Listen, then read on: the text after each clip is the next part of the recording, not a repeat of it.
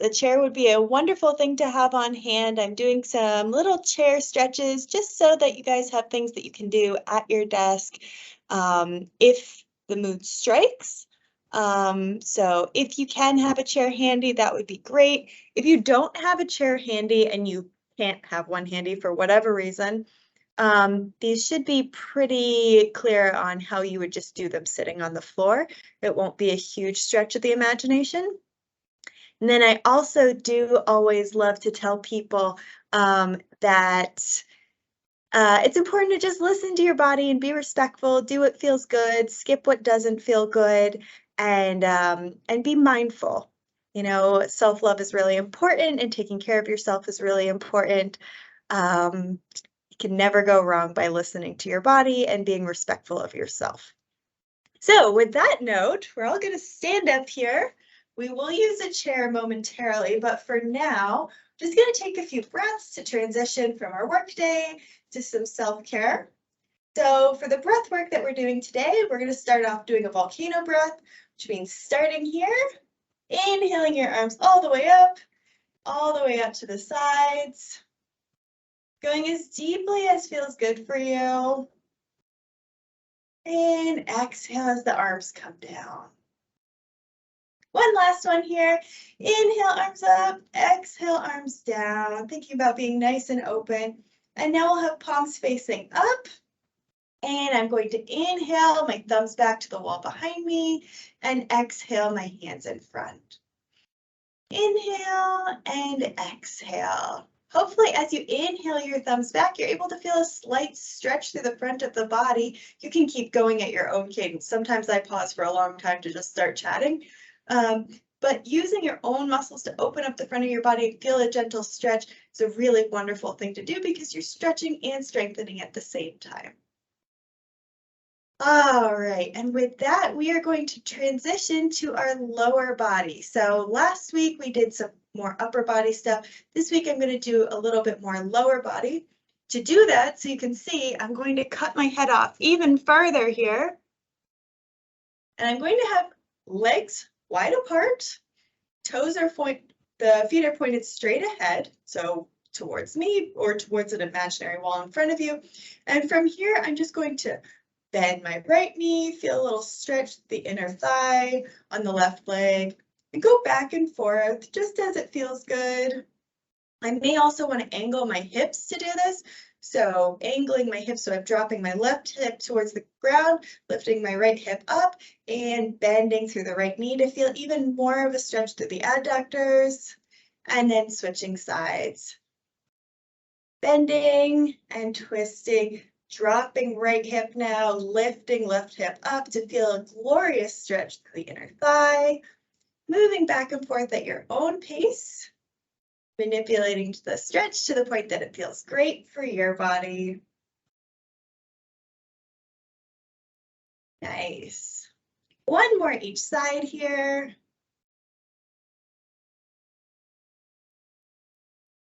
Many of our movements throughout our day are front and back, so when we take time to go side to side, it can be really helpful for balance throughout your body. From here, my legs are still wide apart. I'm going to turn, so I'm coming into sort of a lunge position. We're going to stretch the hip flexors on the back leg. So my feet are positioned not just right foot in front of left, but also hip width apart. This helps with balance. If you need something extra, you can absolutely hold on to a stable object wherever you have one. If you've got a desk, Hope has a wall that she's holding on to. And from here, all we're going to do is tuck our pelvis. So go ahead, stick your butt all the way out and then feel the contrast as you tuck your tailbone all the way under here, feeling a glorious stretch in the front of your thigh, the thigh of the back leg. This is stretching your muscles using your lower abs, glutes and hamstrings to tuck the pelvis, but we can come into it even more by bending the front leg if that feels good. Sometimes it's nice just to work in and out of it, exploring the stretch, breathing into it. And if at any point it feels like a bit much, come on out and then rejoin whenever it feels good. So Hope and I are going similar to the same cadence, but you certainly don't have to match with us. Just listen to your body and do what feels great for you. Let's do a little bit more here, and then at the end of the next breath, switch sides. So I'm coming back to center, then I'm turning so now my left leg is in front. Got my feet staggered and separated here for balance. And I'm going to go ahead and tuck my pelvis all the way under here. And sink into the stretch. Hopefully this feels really good. This is a muscle. Your hip flexors are muscles that get really tight from sitting a lot. Also, if you have an anterior pelvic tilt, like you have an arch in your lower back much of the time, you will notice that your hip flexors are also tight. They're just living in a shortened state there. Again, I'm working in and out of it, or I'm choosing to hang out a little lower in the stretch so I can explore the lovely stretchy feelings in the front of my back leg. You may notice that if you hang out here for a while, you're able to go down even a little bit more. That's totally normal and wonderful to explore the depth of the stretch after you hang out there for a minute. But you could absolutely always just go back and forth as well. It's really a choose your own adventure game and find what feels good for you. Nice. Now we'll come back to center and we're going to use our chair next. For the chair exercise, I'm going to actually start off exploring my ankle. I'm going to have my foot up nice and high. You can have your foot anywhere here that feels good for you. I just want you to be able to see what's happening. So I'm going to be rolling out my ankle, exploring every angle here. As I do this, I'm really exploring the four corners. So going all the way to the right, all the way so my toe is pointing straight towards my face, all the way to the left, and pointing as much as I can. Let's go ahead and reverse direction. Beautiful. And then we'll switch legs, taking a moment, pointing, and all the way to the left, all the way back, all the way to the right. Feeling that really full, beautiful range of motion.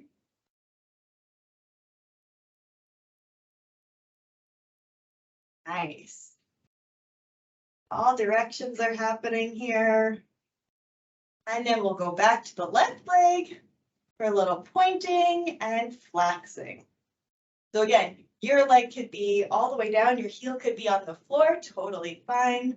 I am just doing this for demonstration purposes, but if you're trying to relax into the stretch, this might not be the most relaxing stretch right now.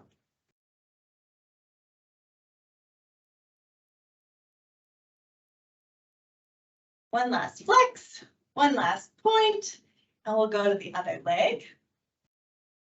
Flexing and pointing. Checking in with your body as well, seeing how your calves feel, seeing if you notice any sensations under the bottom of your feet, right through the arch. Maybe it's the very top of the foot or the outside of the calf that you're able to feel some stretchy feelings. And putting this leg down.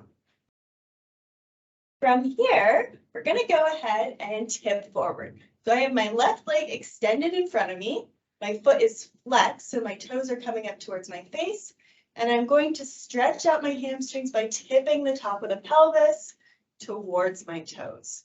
I'm not trying to reach nose to knee. I'm just manipulating the angle through the pelvis to stretch my hamstring.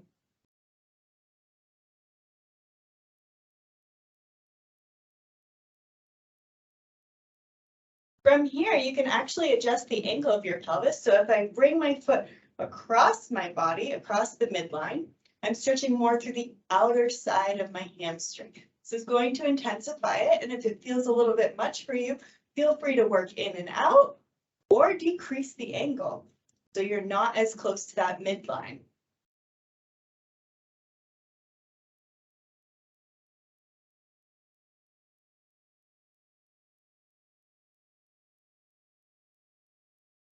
One more angle we can do here is move the leg to the outside of your body. So if just to show you with my arms here, this is straight ahead. This is straight ahead. This is across my body. And then this is outside. So almost like I'm doing half of a wide-legged sit here. And I can tip the top of my pelvis, coming back and forth, or hanging out here, enjoying that stretch. It's up to you. You will notice, however, that your leg coming across the midline of your body is much more intense for 99% of people than if your leg is to the outside of your body. Let's switch legs now. So I have my right leg coming in front. I'm now tipping the top of my pelvis. Almost like it's just a cup that I'm pouring a little bit of water out of the cup. And then sitting back up if I would like to, or continuing to work in and out of the stretch, or I can hang out with just pouring water continually. Some sort of lovely fountain. You'll also find here that if you keep your foot really flexed, it's a little bit more intense than if you point your foot or allow the knee to bend. So feel free to play with it and customize it to your body. If you did choose to bring the foot across the midline now, go ahead and do that just to keep everything nice and even. That is really intense. No. Doesn't take much. It doesn't. A little angle shift can make a huge difference, for sure. Don't get excited and fall off your chair or anything because you love the stretch so much. And then let's bring the foot to the outside of the body and same thing, tipping forward. Working in and out or staying forward. Never forgetting to breathe. I do think sometimes when people are in a more intense stretch, the brain goes, whoa, and then you forget to breathe. I breathe calmly with a nice slow cadence. Going to be a lot less of an issue with your leg to the outside of the body than when it's crossing the midline, just because the midline is a more intense stretch. All right. So from here, we're going to do another chair exercise. I'm going to sit sideways so you can see. It's going to be somewhat like a chair child's pose. Sometimes, especially if you arch through your lower back a lot, you have a lot of tension in those lower back muscles that are overactive, and rounding forward can feel really good. So we're rounding for our lower back. Feel free to sit as far back in the chair as you would like here, and we're just going to round forward. Thinking about rounding through the lower back more than the upper back. I'm a fantastic sloucher, so I always want to round through the upper back. But right now I'm encouraging the lower back to get a little bit extra range of motion as far as it feels good, a little bit of relaxation. You can certainly drop your head towards the ground if it's enjoyable for you here. And you can play with some angles here as well. So moving your upper body a little bit to the left, and you'll feel a stretch through the right side of your body. Breathing into that for a moment.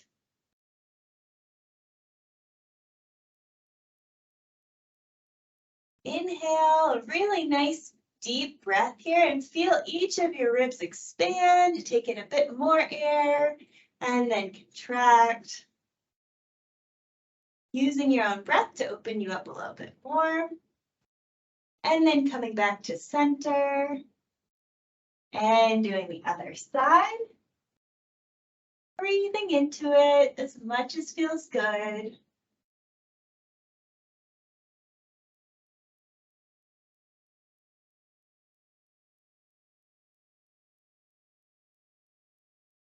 One last breath here. And then we'll sit up. You can use your hands if it's helpful for you. And then what we're going to do is we're going to do some wrist circles. So taking care of our hands that help us all day long. We're going to do some really glorious circles.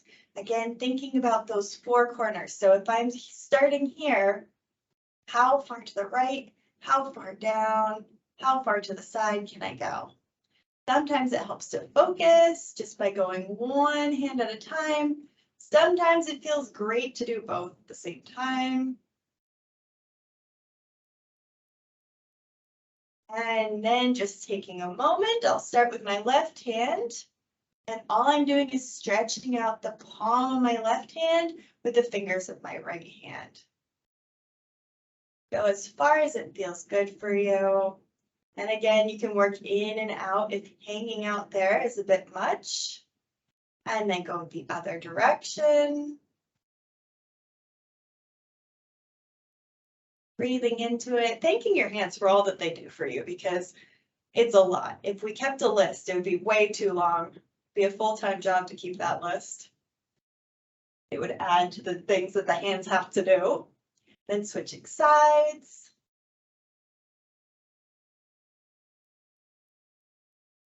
Stretching out the front of the wrist. And then stretching out the back of the hand and the back of the wrist. And shaking it all out. Thank you so much for joining me. Have a wonderful rest of your day.